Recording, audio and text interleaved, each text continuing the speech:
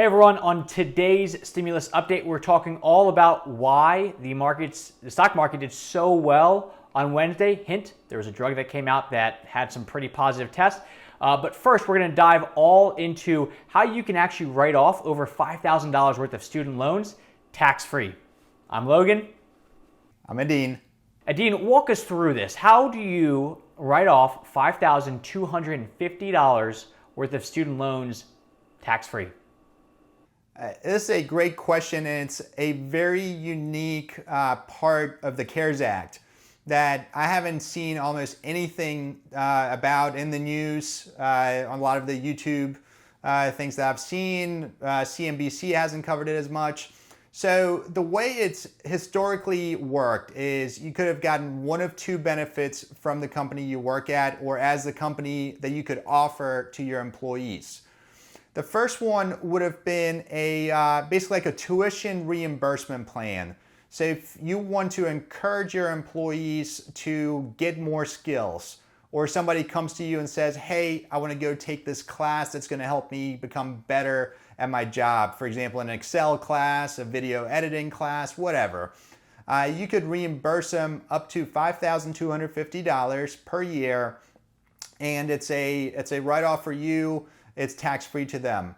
Then what really matters is student loans, right? So we all know the statistics. We all know how much people have in student loans. A lot of more so tech companies have gotten creative with recruitment and retention.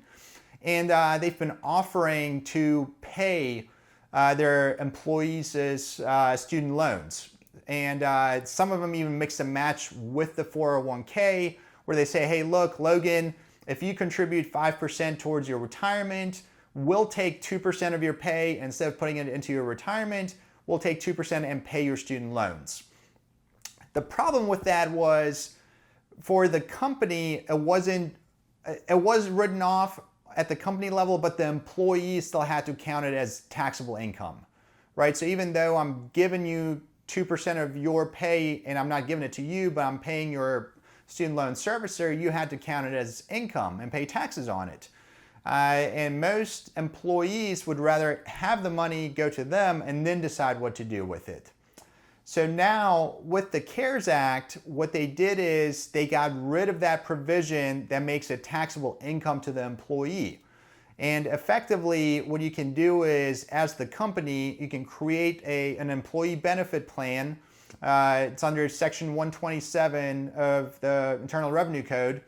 And you can say, all right, well, we're going to pay up to $5,250 directly towards your student loans, whether you studied the subject matter that our firm's about. And that's a huge deal. So you might hire a literature major to be writing blog posts and whatnot, but in the traditional sense, literature has nothing to do with marketing. So you couldn't really reimburse somebody under the traditional plan, but now that doesn't matter. You can just write a check to their student loan servicer, and it's tax-free to them. It's not going to show up on their W-2. You're still going to get a tax deduction. And so not only is it a great financial benefit, but also from a tax perspective, it avoids Social Security and Medicare tax for both the company and the employee. On that $5,250, you're saving about 15% in tax, which is, again, a great deal. And if you take that across 5, 6, 10 employees, it can add up to a lot of money. So well, let me just recap so I understand it correctly, because I want to make sure I'm on the same page. So what you can do is whether you get a loan or you don't get a loan, but just because of CARES Act, they opened this up and they said that as an employer, you can now pay up to this year $5,250 towards one of your employees' student loan debts. And it used to be where it was a tax write-off for a company, which it still is, but the employee used to still get money taken out of that. So your $5,250 would actually only be maybe $4,500, but now all of that $5,250 goes towards the actual debt itself. Yeah, a couple just clarifications. One, you hit the nail on the head. It's for this year only.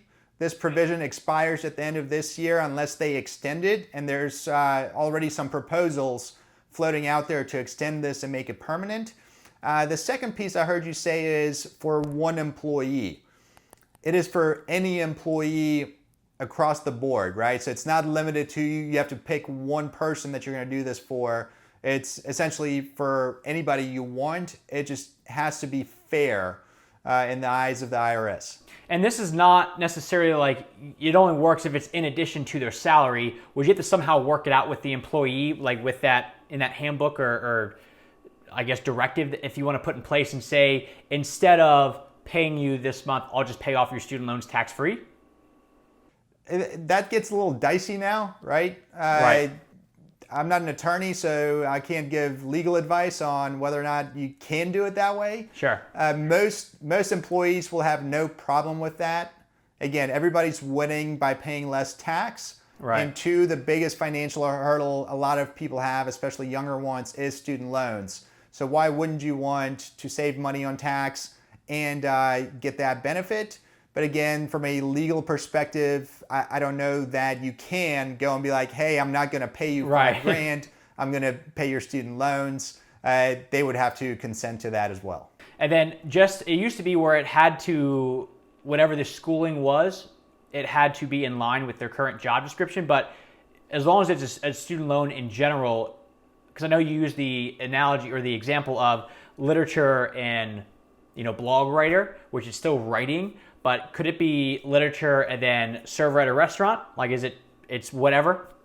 Absolutely. Okay. So it has no relation, just as long as you get some sort of debt. And are there limits? Is it only undergrad? Could it be a postgrad? Could it be just a trade school? Is there anything that is off limits here that they've come out with yet? No, this is very wide open, and it also covers both federal student loans as well as private student loans. Nice. Okay. All right, very cool. There's one more small technical thing with that is, most loans have principal and they have interest. Yeah. If you have to be careful with this, you want the company to be applying their payments to principal only. Because if they apply to principal and interest, then the employee cannot write off the interest on their personal tax return. So again, thinking through it, to get the max benefit for everybody, the company is going to do it to principal, employee if they still have to and want to make payments, to interest, and that way they can write that off on their personal taxes. Okay, so a little bit of due diligence, but you could pretty much write this off tax-free. Then let me ask you, if you are the only employee in your business and you went to college and it's just you, can you still do this for yourself?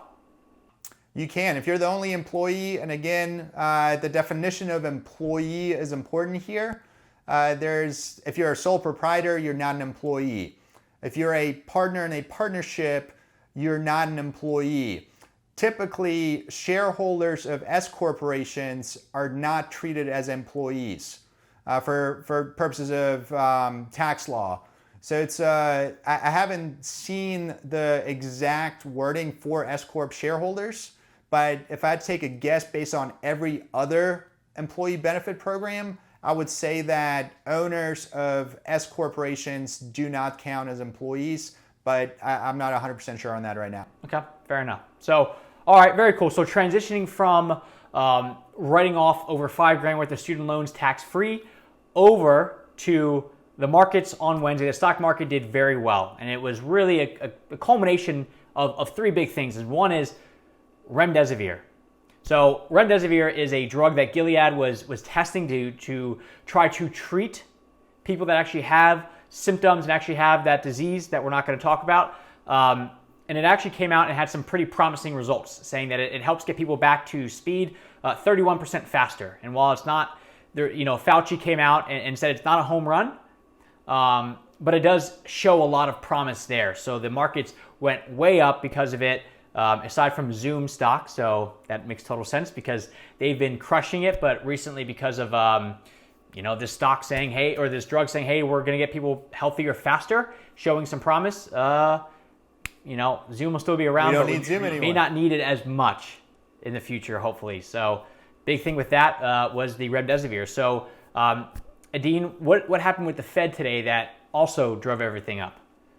Yeah, so the Federal Reserve met today, and it wasn't essentially big news, but it is.